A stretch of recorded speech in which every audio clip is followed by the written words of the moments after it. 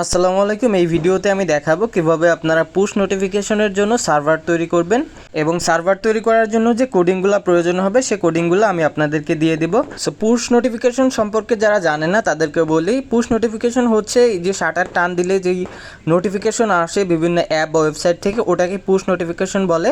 So recently আপনারা জানেন আমার ওয়েবলো ওয়েবসাইটে কিন্তু পুশ নোটিফিকেশনের ফিচারটা আমি চালু করেছি। ওইখান থেকে খুব সহজেই পুশ নোটিফিকেশন সেন্ড করা যায়, যেটা হচ্ছে আপনি ওয়েবলো দিয়ে যদি অ্যাপ তৈরি করেন সেটা কিন্তু আপনার এই নোটিফিকেশনটা কাজ করে। সো আমি প্রথমে আপনাদেরকে দেখাবো এটা কিভাবে কাজ করে, তারপর আমি সম্পূর্ণ সার্ভারটা তৈরি করে আপনাদেরকে দেখাবো। আমি আগে এখান থেকে একটা নোটিফিকেশন সেন্ড করবো, এই জন্য এখানে আমি পুশ সার্ভার লিখে দিলাম টাইটেলে জাস্ট, এবং মেসেজে এখানে জাস্ট আমি র্যান্ডম কিছু লিখে দিচ্ছি, যেমন test app on push notification বা পুশ সার্ভার, এরকম কিছু আমি একটা লিখে দিলাম নোটিফিকেশন। এটা হচ্ছে বডি। আচ্ছা, এরপরে হচ্ছে ইমেজ দিতে পারবেন। ইমেজটা এখানে আমি যেটা করছি, আমি সরাসরি ইমেজ আপলোড দিলেও হবে। এটা আমি IMGBBর API লাগাইছি, দেখি হয় কিনা এখন। সো হচ্ছে না, আমাদের এপিআইতে সম্ভবত লিমিট শেষ হয়েছে বা যে কোনো একটা সমস্যা হয়েছে। সো এইখান থেকে আমরা ইমেজটা দেওয়ার জন্য URL এর যে ঘরটা আছে ওইটা ব্যবহার করতে পারি। এরপরে আমাদের যে ডিভাইসটা আছে এখানে আমরা যদি সিলেক্ট করে সেন্ড করি তাহলে কিন্তু নোটিফিকেশন চলে যাবে। সো এখান থেকে আমরা সেন্ড করলাম, সেন্ড নোটিফিকেশন করলাম, আমাদের কিন্তু দেখেন এই যে উপর থেকে নোটিফিকেশনটা কিন্তু আমাদের চলে আসছে। এবং এখানে যে অ্যাপ থেকে নোটিফিকেশন আসছে ওইটা হচ্ছে আমি ওয়েবলো থেকে অ্যাপটা তৈরি করছি, আমার যে ওয়েবসাইট ওইখান থেকে অ্যাপ তৈরি করে নোটিফিকেশন পারমিশনটা দিয়েছি, যার কারণে কিন্তু নোটিফিকেশনটা শো করতেছে। সো আমরা এখন একটা ইমেজ দিয়ে টেস্ট করব যে আমাদের ইমেজটা কাজ করে কিনা। সো আমি আমার IMGBBতে আসলাম, এখানে এসে আমরা যে কোনো একটা ইমেজ নিব। যেমন আমরা এখান থেকে এই ইমেজটা কপি করলাম, এটা হচ্ছে ডাইরেক্ট লিঙ্ক, ইমেজের ডাইরেক্ট লিঙ্ক, এটা কপি করলাম। কপি করে নিয়ে এখন আমরা হচ্ছে পুশ সার্ভারে চলে আসবো, যেখান থেকে আমরা নোটিফিকেশনটা পাঠাবো। এটা কিন্তু আমার যে ওয়েবলো ওয়েবসাইট আছে ওইটার ভিতরে।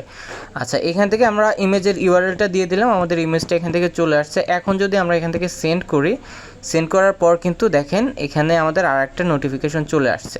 সো এইটাই হচ্ছে মূলত পুশ নোটিফিকেশন, যেটা এত সময় ধরে আপনাদেরকে আমি দেখালাম বা বোঝালাম। আপনারা অনেকেই জানেন, অনেকেই জানে না, যার কারণে আমি বিস্তারিত এখান থেকে দেখাই দিলাম।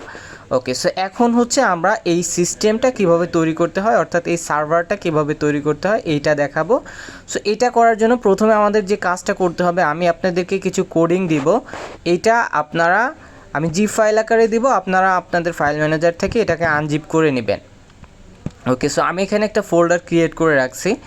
এইখানে হচ্ছে আমাদের যে পুশ সার্ভার নামে একটা ফোল্ডার দেখতে পাচ্ছেন, এই পুশ সার্ভারের মধ্যে এখানে এই যে কোডিংগুলো আছে এই কোডিংগুলো মূলত আপনাদের প্রয়োজন হবে সার্ভারটা তৈরি করার জন্য। এখানে যে 4টা ফাইল আছে এই 4টা ফাইল আপনাদের লাগবে। এই 4টা ফাইল আমি জিপ করে আপনাদেরকে দিয়ে দেব, আপনারা ডাউনলোড করে আমার যে ব্লগার সাইট আছে ওইখান থেকে ডাউনলোড করবেন, ডাউনলোড করে আনজিপ করে নেবেন।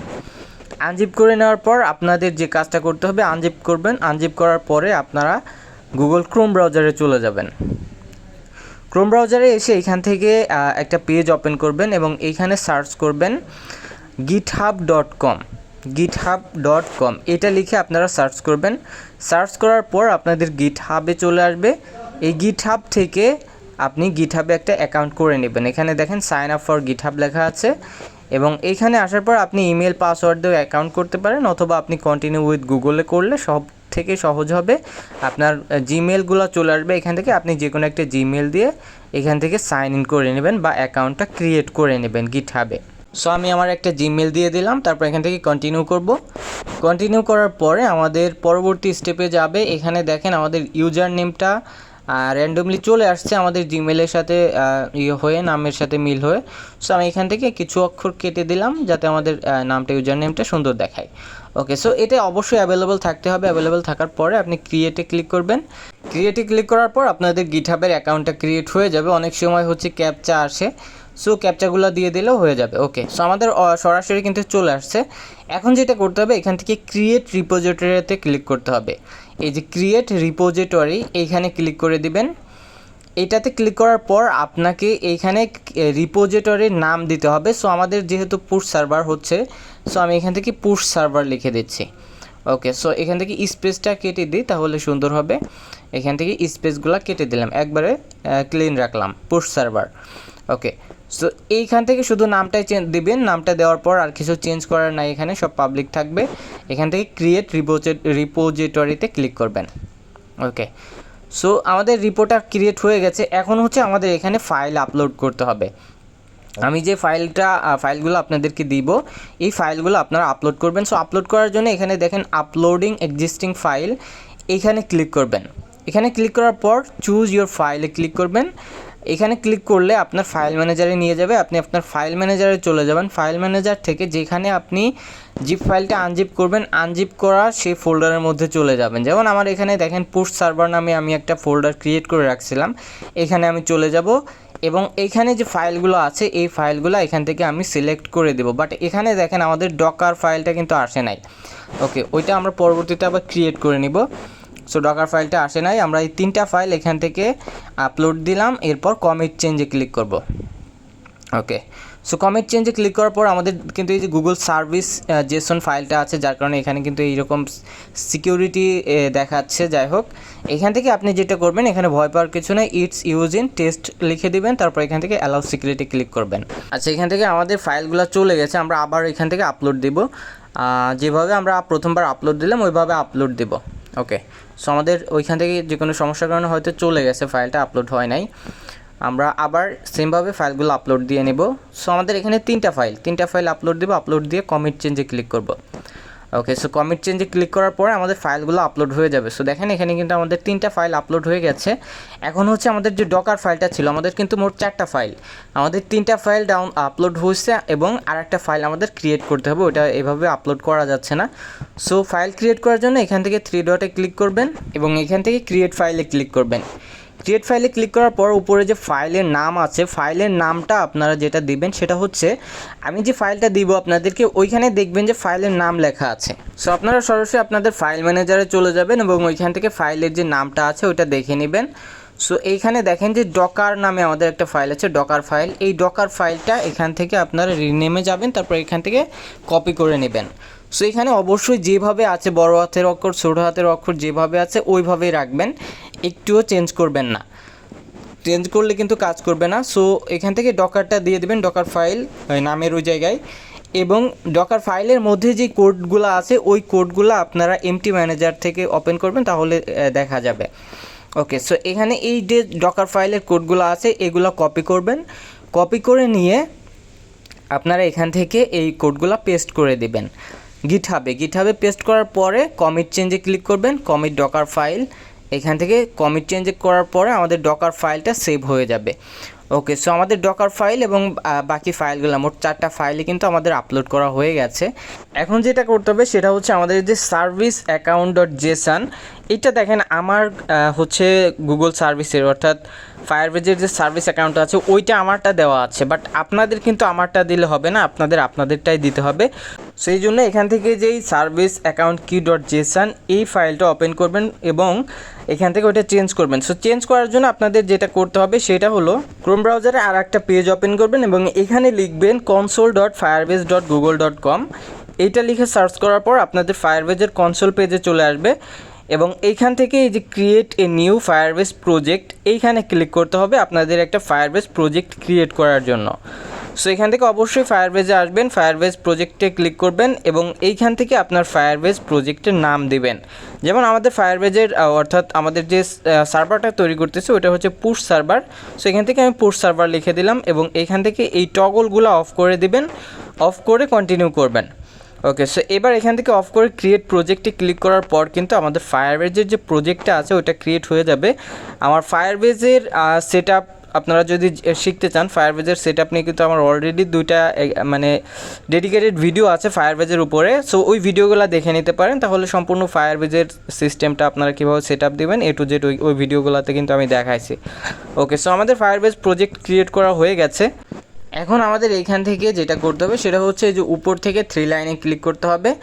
3 লাইনে ক্লিক করার পরে এখানে দেখতে পাবেন ডাটাবেজ অ্যান্ড স্টোরেজ লেখা আছে, এখান থেকে ফায়ারস্টোর ডাটাবেজে চলে যাবেন।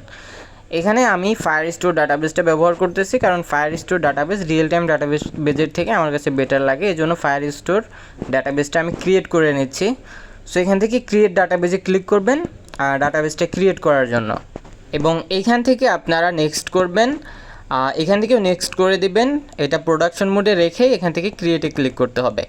সো আমরা টেস্ট মোডেও করতে পারি, বাট টেস্ট মোডটা হচ্ছে কিছুদিন মেয়াদ থাকে, তারপর ওইটা আবার রুলসটা চেঞ্জ হয়ে যায়। সো আমরা যেটা করব সেটা হচ্ছে আমরা প্রোডাকশন মোডে রেখে রুলসটাকে আমরা সিকিউরিটি আপাতত দিব না, আমরা এখান থেকে ট্রু করে দেব। আমাদের এডিট রুলসে যাব, এডিট রুলসে আসার পরে এখান থেকে ফলসটা কেটে ট্রু করে দেব। ট্রু করে দিলে কিন্তু আপনার সিকিউরিটিটা থাকবে না। সো সিকিউরিটির আমাদের এত প্রয়োজনও নাই এতটা। সো এখান থেকে আমরা ট্রু করে পাবলিশ করে দিলাম। সো এখানে সিকিউরিটি ইস্যু দেখাবে, ওইখান থেকে আপনার ভয় পাওয়ার কিছু নাই। সো এটা হচ্ছে জাস্ট আপনাকে সতর্ক করার জন্য এই যে রেড একটা সিগন্যাল দিচ্ছে এটা। সো এটা আসলে আপনার দেখার কোনো বিষয় না। এখন এইখান থেকে আবার 3 লাইনে ক্লিক করবেন উপরে এবং এইখান থেকে সেটিংসে চলে যাবেন। সেটিংসে আসার পর এখানে আপনি সার্ভিস অ্যাকাউন্ট নামে একটা ফাংশন পাবেন। এখানে বাটনে ক্লিক করলে এখান থেকে সরবে যদি মোবাইল মোডে থাকে। ওকে, সো এখান থেকে সার্ভিস অ্যাকাউন্ট এখানে ক্লিক করে দিবেন। এটাতে ক্লিক করার পরে আপনার সার্ভিস অ্যাকাউন্টের একটা কি জেনারেট করতে হবে। ওকে, সো এখান থেকে স্ক্রল করে একটু নিচে আসবেন। নিচে আসার পরে সে বাটনটা দেখতে পাবেন এবং আপনি যদি মোবাইল মোড থেকে ডেস্কটপ মোডে করেন তাহলে আপনার কাজ করতে সহজ হবে। সো আমি দেখানোর সুবিধার্থে মোবাইল মোড করে রেখেছি। এখান থেকে জেনারেট নিউ প্রাইভেট কি এখানে ক্লিক করার পরে আপনার ওই যে এই ফাইলটা কিন্তু ডাউনলোড হয়ে যাবে। আপনি যদি উপর থেকে শাটার টান দেন তাহলে কিন্তু দেখতে পাবেন আমার কিন্তু ওইখানে নোটিফিকেশনের জন্য ওই ইয়েটা পপ আপটা আসে না, যার কারণে কিন্তু বুঝতে পারেন নাই। সো আমার ওইটা কিন্তু ডাউনলোড হয়ে গেছে। আমি যদি একটু শাটার টান দিই এখানে দেখেন আমার কিন্তু যে পুশ সার্ভারের যে সার্ভিস কিটা আছে ওইটা ডাউনলোড হয়ে গেছে। ওকে, সো এইখান থেকে এখন আমি এই যে কোডগুলো আছে এটা হচ্ছে আমাদের সার্ভিস কি, এই প্রাইভেট কি, এই প্রাইভেট কিটা আমরা কপি করলাম। কপি করার পরে এখন হচ্ছে আমাদের কাজ এই যে গিটহাব থেকে সার্ভিস অ্যাকাউন্ট কি ডট জেসন এই ফাইলটা এডিট করা। এখান থেকে আবার ইন প্লেসে ক্লিক করবেন এডিট করার জন্য এবং এখানে যে আমার যে কোডগুলো থাকবে এই কোডগুলো সিলেক্ট অল করবেন। সিলেক্ট অল করে সবগুলা কেটে দিবেন এবং আপনাদের যে সার্ভিস কিটা থাকবে প্রাইভেট কি ওইটা এখানে দিয়ে দিবেন। এটা দিয়ে কমিট চেঞ্জে ক্লিক করবেন। এখান থেকে কমিট চেঞ্জে ক্লিক করার পরে আপনাদের এই ফাইলটা হয়ে যাবে, এটা এডিট করা হয়ে যাবে। ওকে, সো আমাদের গিটহাবের কাজ শেষ। আমরা আমাদের যে কোডগুলো ছিল কোডগুলো আমাদের গিটহাবে আপলোড করা হয়ে গেছে, ফাইলগুলো এডিট করা হয়ে গেছে। আমাদের গিটহাবে যে কাজগুলো ছিল সেটা আমরা সম্পূর্ণ করেছি। এখন আমাদেরকে আরেকটা সাইটে যেতে হবে এবং ওই সাইটটার নাম হচ্ছে render.com। আপনারা এখান থেকে সার্চ করবেন render.com। এটা সার্চ করে আপনি render.com-এ একটা অ্যাকাউন্ট করে নেবেন। সো এখান থেকে সার্চ করার পর এরকম একটা সাইট আসবে। এখান থেকে স্টার্ট ফর ফ্রিতে ক্লিক করবেন, তারপর এখান থেকে গিটহাবে ক্লিক করবেন। উপরে দেখেন গিটহাব আছে, এই গিটহাবে ক্লিক করবেন। সো আপনার যে গিটহাব অ্যাকাউন্টটা থাকবে ওই অ্যাকাউন্টের সাথে আপনার এই যে রেন্ডারটা কানেক্ট করতে হবে, এই জন্য এখান থেকে অথরাইজে ক্লিক করতে হবে। ক্লিক করার পরে আপনার এই যে ইমেলটা আসবে যেটা দিয়ে আপনি গিটহাব অ্যাকাউন্ট করবেন সেটা অটোমেটিক বসে যাবে। এখান থেকে আপনি জাস্ট ক্রিয়েট অ্যাকাউন্টে ক্লিক করবেন। ওকে, ক্রিয়েট অ্যাকাউন্টে ক্লিক করার পর আপনার ইমেইলে একটা মেল যাবে যেটা হচ্ছে আপনার এই যে অ্যাক্টিভেশন মেল যাবে। সো আমি এখান থেকে ইমেলটা ওপেন করলাম এবং এখানে দেখেন আমার কিন্তু এই যে রেন্ডার থেকে একটা ইমেল আসছে অলরেডি। সো এটা ওপেন করলাম। ওপেন করার পর এখানে লেখা আছে ভেরিফাই ইওর ইমেল। এই বাটনটাতে ক্লিক করার পর আমার কিন্তু ইমেলটা ভেরিফাই হয়ে যাবে, অর্থাৎ আমার রেন্ডার এবং আমার হচ্ছে গিটহাব কানেক্ট হয়ে যাবে। ওকে, সো দেখেন আমাদের কিন্তু ইমেল ভেরিফাই হয়ে গেছে এবং আমাদের গিটহাবের সাথে আমাদের রেন্ডারটা কানেক্ট হয়ে গেছে। সো আমি আবার ক্রোম ব্রাউজারে চলে যাচ্ছি, কারণ ক্রোম ব্রাউজার দিয়ে কাজ করতে একটু সহজ হয় অন্য অন্য ব্রাউজার থেকে। যাই হোক, ব্রাউজার সবই ভালো, বাট ক্রোম ব্রাউজারটা ইউজ করা হয় বেশি, এর জন্য ক্রোম ব্রাউজারটা ইজি লাগে। সো এখান থেকে আমাদের আবার গিটহাবে যেতে হবে। গিটহাবে আমরা ক্লিক করে দিলাম। গিটহাবে ক্লিক করার পর আমাদের কিন্তু এই যে অথরাইজ করা হয়ে গেছে, এখন জাস্ট ক্লিক করলেই চলে যাবে, আমাদের অ্যাকাউন্টে চলে যাবে। ওকে, সো রেন্ডারে আসার পর এখান থেকে আবার 3 লাইনে ক্লিক করবেন, এরপর প্লাস বাটনে ক্লিক করবেন, তারপর হচ্ছে এখান থেকে ওয়েব সার্ভিসে চলে যাবেন। ওয়েব সার্ভিসে যাওয়ার পরে এখান থেকে আবার গিটহাবে ক্লিক করবেন। গিটহাবে ক্লিক করার পরে এইখান থেকে হচ্ছে আমাদের রিপোজিটরি আনতে হবে, যেটা হচ্ছে আমাদের গিটহাবে আমরা তৈরি করেছিলাম। এজন্য এখানে অল রিপোজিটরি সিলেক্ট করা আছে, ওইটাই থাকবে। এখান থেকে জাস্ট ইনস্টলে ক্লিক করবেন। ইনস্টলে ক্লিক করার পর আপনার গিটহাবে যে রিপোজিটরিগুলো আছে তৈরি করা সেগুলো চলে আসবে। আমাদের এখানে একটাই তৈরি করা আছে পুশ সার্ভার, এটা দেখেন এখানে চলে আসছে। সো ওইটার উপর আমরা ক্লিক করে দিলাম।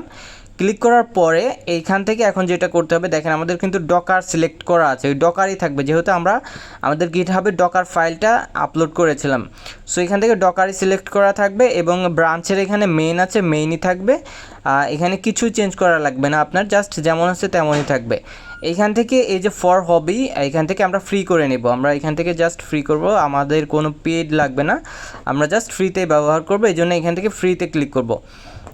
এখানে ফ্রি আছে, পেড আছে, সবগুলো আছে, আমরা এখান থেকে ফ্রি দিয়ে শুরু করব। পরবর্তীতে যদি আপনার আপডেট করা লাগে ওটা আপডেট করে নেবেন।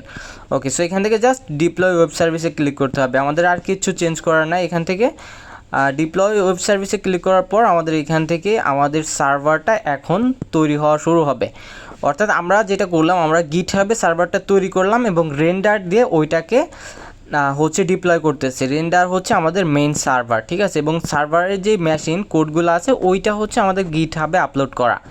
সো এইখানে একটু ওয়েট করতে হবে, আমি ভিডিওটা একটু ফাস্ট করতেছি, এখানে একটু সময় বেশি নেবে, এই সব কোডগুলো হয়ে সার্ভার লাইভ হতে একটু সময় নেবে। সো আমি মানে এই ভিডিওটা একটু ফাস্ট করে দেখাচ্ছি। ওকে, সো দেখেন এখানে কিন্তু আমাদের সার্ভারটা লাইভ চলে আসছে এবং এইখানে একটা লিঙ্ক দিয়ে দিয়েছে আমাদের, এখানে দেখেন একটা লিঙ্ক দিয়ে দিয়েছে। এই লিঙ্কে যদি আমরা ক্লিক করি তাহলে কিন্তু আমাদের সার্ভারের স্ট্যাটাসটা দেখতে পাবো, এখানে কিন্তু আমাদের সার্ভার লাইভ দেখাচ্ছে। ওকে, সো উপরে আমাদের একটা লিঙ্ক দিয়ে দিয়েছে, এই লিঙ্কটাই হচ্ছে আমাদের মেইন লিঙ্ক, যেটা হচ্ছে আমাদের পুশ নোটিফিকেশন পাঠানোর জন্য এপিআই হিসাবে কাজ করবে। সো এটাতে আমরা ক্লিক করলে আমাদের সার্ভারের স্ট্যাটাসটা দেখতে পাবো শুধু, বাকি আর কিছু এই লিঙ্ক থেকে আপনারা দেখতে পাবেন না। এবং এই লিঙ্কটা কিভাবে কাজ করবেন, এই লিঙ্কটা ব্যবহার করে কিভাবে আপনারা পুশ নোটিফিকেশন পাঠাবেন সেটা শেখার জন্য পরবর্তী ভিডিওর জন্য অপেক্ষা করতে হবে, কারণ এই ভিডিওটা অলরেডি অনেক বড় হয়ে গেছে, এটাতে আমি আর দীর্ঘায়ু করতে যাচ্ছি না। সো নেক্সট ভিডিওতে আমি দেখাবো কিভাবে আপনারা এই সার্ভার ব্যবহার করে, অর্থাৎ এই যে লিঙ্কটা, এটা হচ্ছে মূলত এপিআই, এই এপিআই ব্যবহার করে কিভাবে আপনারা নোটিফিকেশন পাঠাবেন অ্যাপে। সো ওই নেক্সট ভিডিওতে আমি এই বিস্তারিত আলোচনা করব এই সম্পর্কে। সো আজকের ভিডিও এখানেই শেষ করতেছি, যারা এখনও চ্যানেলটি সাবস্ক্রাইব করে নাই অবশ্যই চ্যানেলটি সাবস্ক্রাইব করে চ্যানেলের সাথে থাকবেন এবং কমেন্ট করে আপনার মূল্যবান মতামতটুকু জানিয়ে যাবেন, আর ভিডিওতে অবশ্যই একটি লাইক দিয়ে রাখবেন।